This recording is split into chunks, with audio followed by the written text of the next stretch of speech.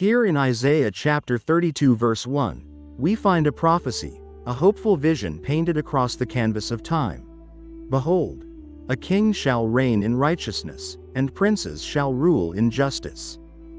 It's more than a prediction, it's a promise whispered from the heart of God, a promise that resonates even today, offering a blueprint for a world longing for integrity and fairness. The verse begins with a call to attention, a resounding behold.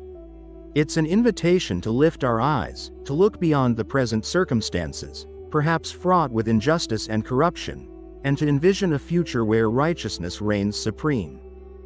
It's a future not born of wishful thinking, but divinely ordained. The very act of beholding requires us to actively participate in imagining this reality, planting the seeds of hope within our own hearts. This vision centers on a king, a figure of leadership and authority, but one radically different from the often self-serving rulers of the past.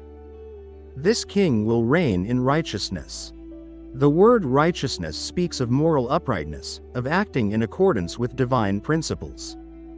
It's a reign built on integrity, compassion, and a deep-seated commitment to what is right and good.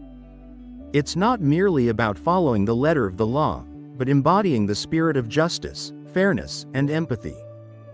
This king will not rule through force or manipulation, but through the unwavering strength of his moral character, inspiring his people to follow suit. And the impact doesn't stop with the king. The verse continues, "And princes shall rule in justice." This speaks to the wider system of governance. It suggests that the righteousness of the king will permeate the entire leadership structure. These princes, representing those in positions of power and influence, will not be driven by personal ambition or self-enrichment.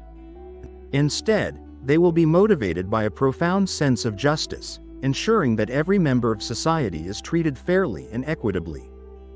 Their rule will be characterized by impartiality, honesty, and a commitment to upholding the rights and dignity of all. The beauty of this verse lies not just in the ideal it presents, but also in the challenge it lays before us. It calls us to consider how we can contribute to the realization of this vision in our own lives and communities. We may not be kings or princes in the literal sense, but we all have opportunities to exercise leadership, to influence those around us, and to advocate for justice. Perhaps we can strive to be more righteous in our own dealings, acting with integrity and honesty in our relationships and professional lives. We can challenge injustice wherever we find it, standing up for the vulnerable and marginalized.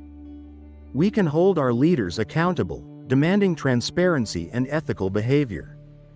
We can even mentor young people, instilling in them a love for justice and a commitment to righteousness.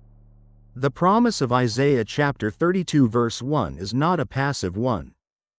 It's an invitation to actively participate in building a better world, a world where righteousness and justice are not just ideals, but lived realities. It's a call to emulate the king and princes, to strive to be individuals of integrity and fairness, and to contribute to a society where all are treated with dignity and respect. The prophecy reminds us that true leadership is not about power and control, but about service and sacrifice, about using our influence to create a world that reflects the heart of God.